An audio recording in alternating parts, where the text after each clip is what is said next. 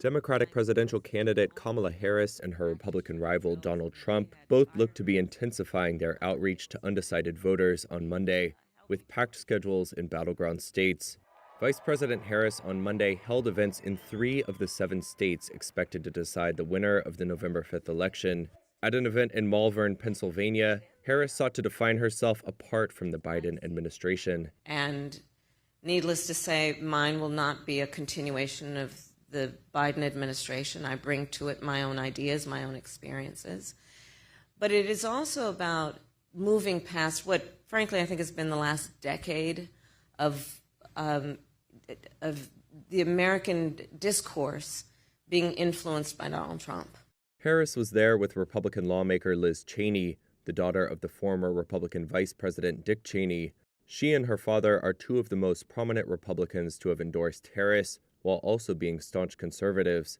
On the campaign trail, Cheney has told undecided Republicans it's okay to support the Democrat without fear of backlash. On Monday, she portrayed Donald Trump as a threat to the U.S. Constitution. I know that the most conservative of all conservative principles is being faithful to the Constitution.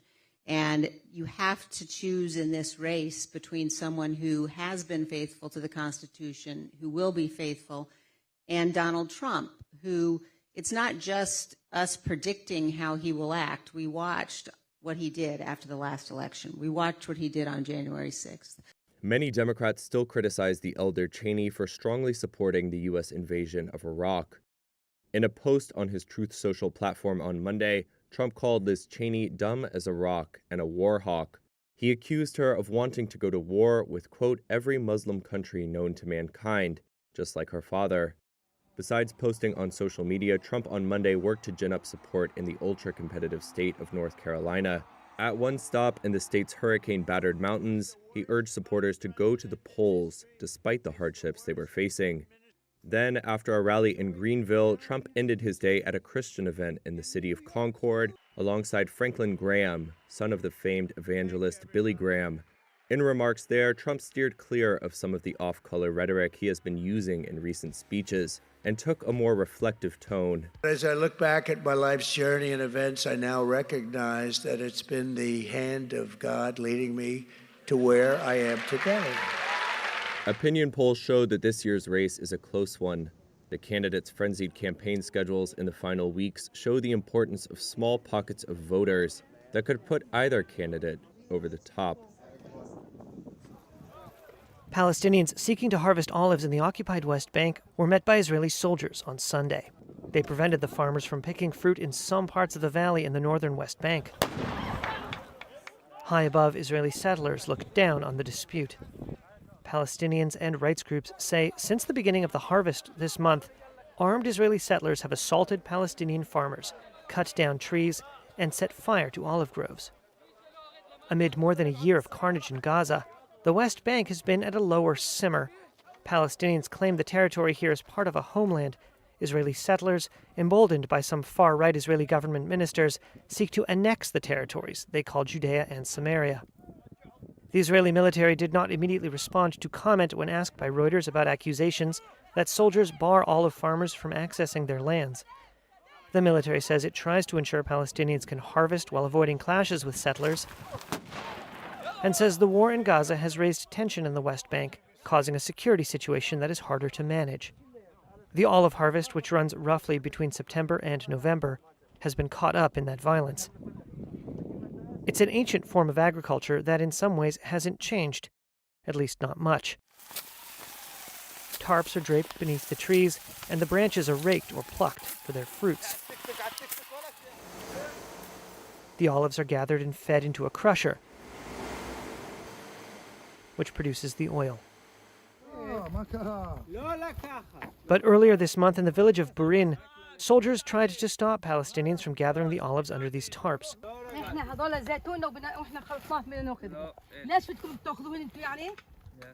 A settler told them they couldn't have the fruit of these trees. Ibrahim Omaran is the head of the Burin Municipal Council.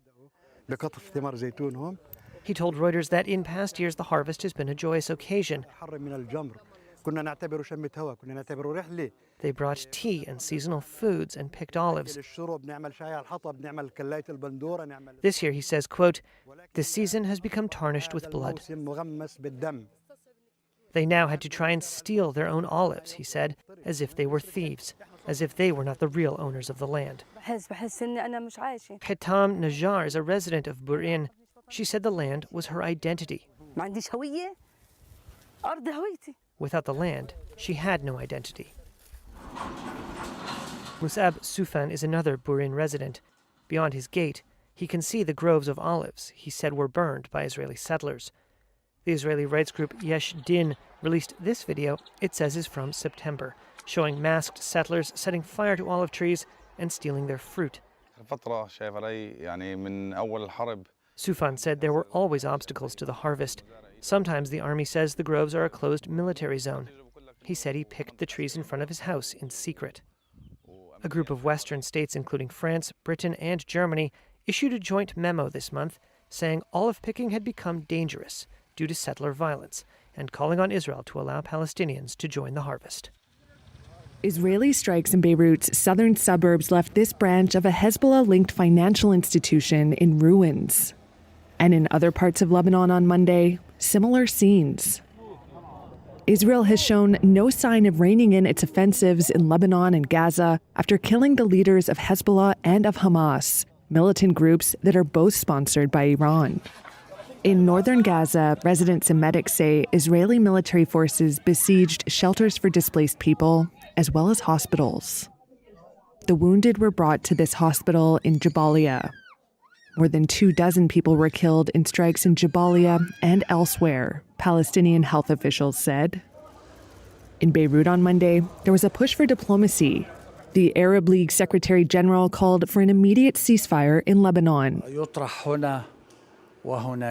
And U.S. Special Envoy Amos Hochstein said Washington is working on a formula to end the conflict between Israel and Hezbollah. He said it was not enough for both sides to commit to UN Resolution 1701, which ended the last round of conflict in 2006. 1701 was successful at ending the war in 2006. But we must be honest that no one did anything to implement it. The lack of implementation over those years contributed to the conflict that we are in today. On the streets of Beirut, residents say they're not holding their breath. He's been here twice, 3 times, 4 times, and he'll come 20 more times. It's all a waste of time, this man said. The efforts come ahead of a visit by U.S. Secretary of State Antony Blinken, his 11th since the attack on Israel by Hamas that triggered the Gaza war. Israel's campaign in Lebanon has driven 1.2 million people from their homes. People had been sheltering at this abandoned hotel in Beirut until security forces moved in to evict them. Israel says it wants to drive out Hezbollah fighters from the border region so tens of thousands of Israelis can return. They've been forced to flee over the past year due to cross-border fire from Hezbollah launched in solidarity with Palestinians. Israel launched its campaign in Gaza after the October 7th attack that killed around 1,200 people, with hundreds more taken hostage, according to Israeli tallies. Israel's campaign in Gaza has killed more than 42,500 people, according to Palestinian officials. A slim majority of just over 50% voted yes in a crunch referendum on European Union accession, after President Maya Sandu said Sunday's twin votes were marred by unprecedented, alleged Russian-backed outside interference.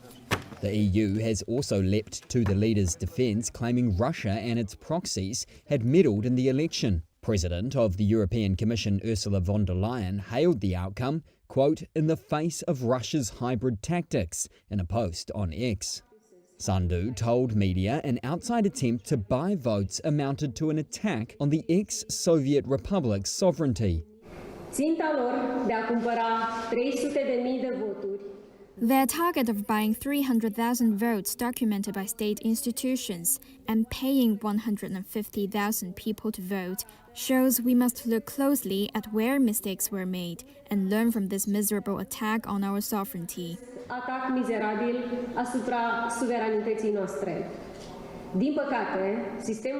Unfortunately, the justice system did not manage to do enough to prevent theft and vote corruption. And here we will have to draw the line to correct what we did wrong and learn our lesson. She said Moldova would respond with firm decisions. In the run-up to the vote, authorities made repeated statements alleging Moscow-backed attempts to meddle in the vote by fugitive tycoon Ilan Shor, who lives in Russia. Shor denies wrongdoing. The Kremlin denounces the vote, alleging there was a hard-to-explain increase in yes votes and challenged Sandu to present evidence of meddling by Russia. The vote was seen as a test of the nation's aspirations to join the EU by 2030 and escape Moscow's orbit for good. In the run-up to Sunday's referendum, polls had shown clear majority support for joining the EU. A yes result means a clause will be added to the constitution defining EU accession as a goal. But the knife-edge finish is a dent in the pro-EU path pursued over 4 years. Sandu won 42% of the vote at a presidential election held simultaneously, while her main rival won 26%, a stronger result than polls had predicted that now forces an early November runoff. As a champion of EU integration, the tight referendum result could put Sandu in a weaker position going into the second round. The future of the Southeast European nation has been in the spotlight since Russia's invasion of neighbouring Ukraine. Ties with Moscow have deteriorated as Sandu condemned the invasion and diversified energy supplies away from Russia. Mozambique police fired tear gas at protesters in the capital Maputo on Monday. Hundreds gathered at the scene where 2 opposition party figures were shot dead after a disputed election. The people chose Venancio Mondlane, but what's happening is that the party in power does not want to give the power to Venancio. And that is why the people are in the streets protesting like me. I voted Venancio Mondlane, and that's why I'm here, to re-vindicate my rights. Early on Saturday, gunmen killed an opposition lawyer and a party official in their car in Maputo, raising tensions ahead of a planned national strike. Independent presidential candidate Venancio Mondlane, who organized the strike, told protesters to go home after the clashes with police. In the past, Mozambican police have used live ammunition at political protests. The full results of Mozambique's October 9 national election are expected this week. Early results show that the ruling party, Frelimo, is set for another win. But opposition candidates say the poll was rigged. Frelimo has ruled the southern African country since 1975. It has been accused of electoral fraud by opposition leaders, civil society and election observers, which it denies. US-based observers said the poll did not meet international standards for democratic elections. Mozambique's Electoral Commission has declined to comment on accusations of fraud. The US-based Turkish political dissident Fethullah Gulen has died.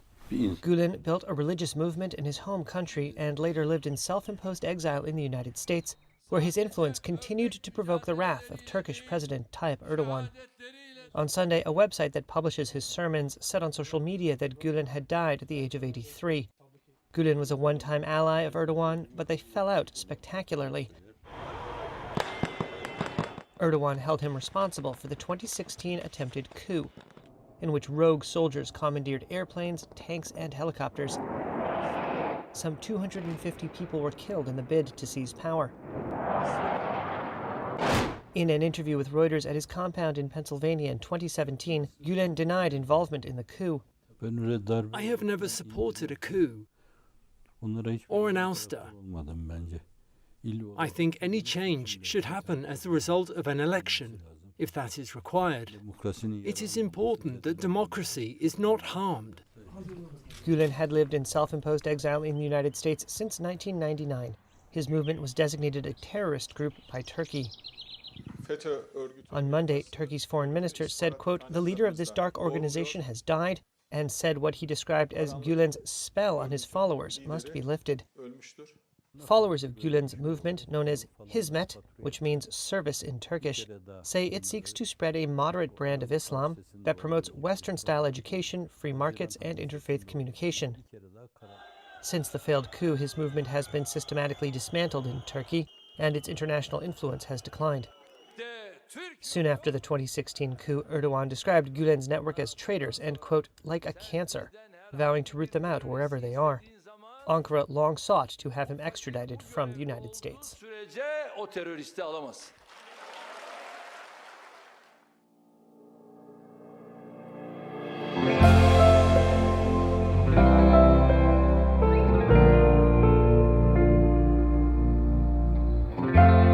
The Dow Jones Industrial Average and S&P 500 closed lower on Monday, retreating from Friday's record-high closes and 6 straight weeks of gains. The Dow fell 0.8%, while the S&P slipped 0.2, and the Nasdaq rose 0.3. Rising Treasury yields were a cause for concern among some investors who are also awaiting fresh corporate results. It's a big week for earnings, with 114 S&P 500 companies scheduled to report, including Tesla and Coca-Cola. Here's Penn Mutual Asset Management Portfolio Manager George Cipollone. So far, with the S&P companies that have reported, broadly pretty good, especially in financials, which have been really strong. The only sector that's really dragged us down so far has been energy. Energy has been a big laggard, not surprisingly so, given where oil prices are today and given where natural gas prices are today. So what we want to see broadly through industrials and other industries, we want to see some strength here. We need to see some growth because valuations are up. So now we're going to have to see some earnings kind of justify that where valuation levels are today. Monday's declines were broad, with almost all 11 major S&P 500 sectors in the red, though technology stocks got a boost from Nvidia as the chip powerhouse touched a fresh record high and closed up 4%. Other stocks on the move included Boeing, which gained 3% after news that workers could vote on a new deal to end a costly 5-week strike. And shares of Spirit Airlines skyrocketed 53%. After the company reached an agreement to extend a debt refinancing deadline by 2 months. Microsoft will allow its customers to build autonomous artificial intelligence agents from next month. It's part of the company's latest push to tap the booming technology amid increasing investor scrutiny of its hefty investments in AI. These so-called autonomous agents are programs that need little human intervention, unlike chatbots. And the company is branding them as apps for an AI-driven world that can handle client queries, identify sales leads, and manage inventory. Microsoft said its customers can use program Copilot Studio to create such agents in public preview from November. It's using several AI models developed both in-house and by OpenAI for these agents. Rivals like Salesforce have also touted the potential of such tools, which some analysts say could provide tech giants with an easier path to monetizing the billions of dollars they're pouring into AI. That's as many of them face pressure to show returns on these investments. Some concerns have risen in recent months about the pace of Microsoft's Copilot adoption. Microsoft shares fell 2.8% in the September quarter, but remain more than 10% higher for the year. This bee is being fed a supplement. Scientists in Colombia say the food could help protect bees' brains from pesticides. Andre Riveros is an associate professor at Rosario University in Bogota. What we are doing is a nutritional solution to the problem bees face when exposed to pesticides. Bees are pollinators. They're considered essential for preserving natural ecosystems and producing food. But neurotoxins commonly used in agriculture can harm their motor system and memory. Multiple universities teamed up to create the formula. Initially, the insects were sedated, placed in test tubes, and then fed one by one. Riveros describes the delicate process. We have studied the concentrations, the doses in particular, the times of dosage, of delivery, to arrive at precise compositions. The results show bees still learn, bees still move well, bees make good decisions. Testing has now moved to a university apiary, says student Juan Jose Ovale. We are putting them to the test to see how they respond in a real-world scenario. And I think that's the most exciting and important thing. Imagine using a shopping cart on stairs without feeling the bumps. Enter the Paletrone, part cargo pallet and part drone. It's essentially a flying shopping cart, developed by a team of researchers at Seoul National University of Science and Technology. Professor Lee Sung-jae explains how it all works. This is a conventional motor where the propellers are all fixed, so therefore if you want to go left, it needs to be tilted left. But however, in this case, this is a Paletrone V3 platform. Each propeller contains a servo mechanism that can control the direction of the thrust. Each propeller, all the propellers are containing the servo motors, so therefore by combining those thrust commands, we can just move the entire platform left and right without rotating the attitude of the entire platform. The Paletrone is meant to be controlled by a person and can be pushed or pulled by using the handle, even with added weight on it. The Paletrone is not just a flying shopping cart. It could be used as an air taxi industry, or it could be used as the general base platform for future aerial robotic tasks. And we are also developing a new technology called aerial docking, which can dock during the mid-air, and then using those technology, we are now preparing an aerial battery change applications, which means that you can maintain a flight even without coming back to the ground and changing the batteries. So far, the flying shopping cart has been tested with just under 7 pounds of goods. It's not yet strong enough to haul a week's worth of groceries upstairs.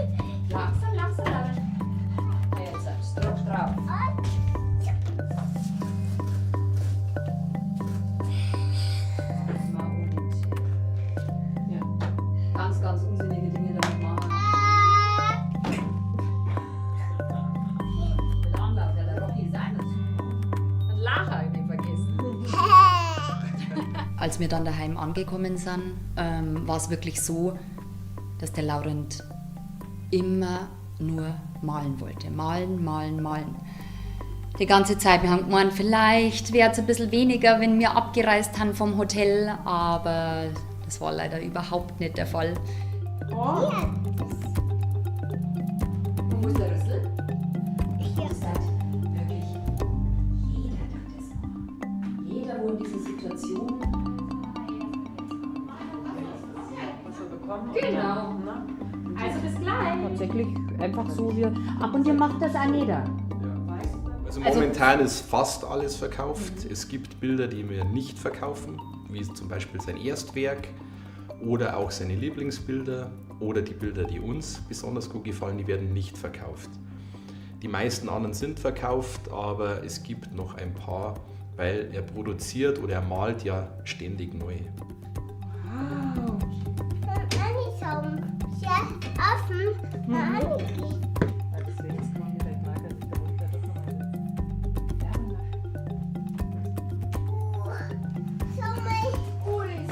Der ist sauber. Sind wir auf der Farbe drauf da? Ja.